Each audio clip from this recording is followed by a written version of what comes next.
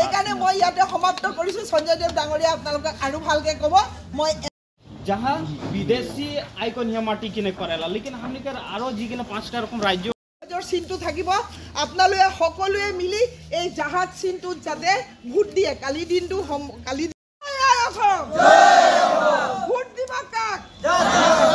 জাহাজ চিনত ভোট দিবা কাক?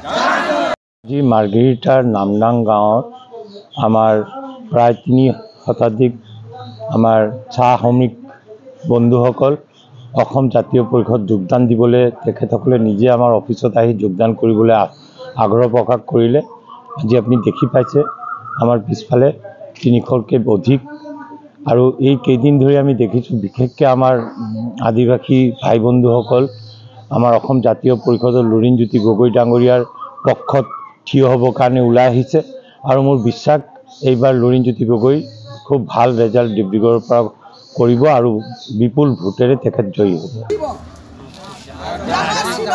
এইকাৰণে মই ইয়াতে সমাপ্ত কৰিছোঁ। সঞ্জয় দেৱ ডাঙৰীয়া আপোনালোকক আৰু ভালকে ক'ব। মই जहाँ विदेशी आइकन यहाँ माटी किने करेला लेकिन हमने कर आरो जी किने 5टा रकम राज्य চিনটো থাকিব। আপোনালোকে সকলোৱে মিলি এই জাহাজ চিনটোত যাতে ভোট দিয়ে। কালি দিনটো কালি ভোট দিবা কাক? জাহাজ চিনত ভোট দিবা কাক? আজি মাৰ্ঘেৰিটাৰ নামডাং গাঁৱত আমাৰ প্ৰায় 3 শতাধিক আমাৰ চাহ শ্ৰমিক বন্ধুসকল অসম জাতীয় পৰিষদ যোগদান দিবলৈ তেখেতসকলে নিজে আমাৰ অফিচত আহি যোগদান কৰিবলৈ আগ্ৰহ প্ৰকাশ কৰিলে।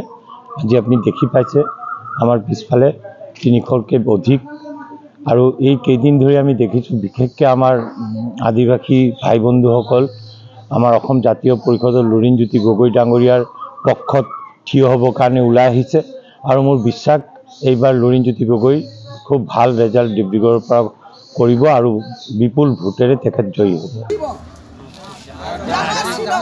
এইকাৰণে মই ইয়াতে সমাপ্ত কৰিছোঁ। সঞ্জয় দেৱ ডাঙৰীয়া আপোনালোকক আৰু ভালকে ক'ব। মই जहाँ विदेशी आइकन यहाँ माटी किने करेला लेकिन हमने कर आरो जी किने 5टा रकम राज्य চিনটো থাকিব। আপোনালোকে সকলোৱে মিলি এই জাহাজ চিনটোত যাতে ভোট দিয়ে। কালি দিনটো কালি ভোট দিবা কাক? জাহাজ চিনত ভোট দিবা কাক?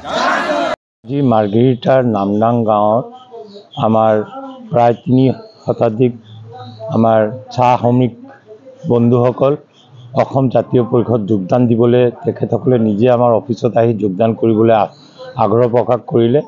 আজি আপুনি দেখি পাইছে আমাৰ পিছফালে 300কৈ অধিক আৰু এই কেইদিন ধৰি আমি দেখিছোঁ বিশেষকৈ আমাৰ আদিবাসী ভাই বন্ধুসকল আমাৰ অসম জাতীয় পৰিষদৰ লুৰিণজ্যোতি গগৈ ডাঙৰীয়াৰ পক্ষত থিয় হ'বৰ কাৰণে ওলাই আহিছে আৰু মোৰ বিশ্বাস এইবাৰ লুৰিণজ্যোতি গগৈ খুব ভাল ৰেজাল্ট ডিব্ৰুগড়ৰ পৰা কৰিব আৰু বিপুল ভোটেৰে তেখেত জয়ী হ'ব।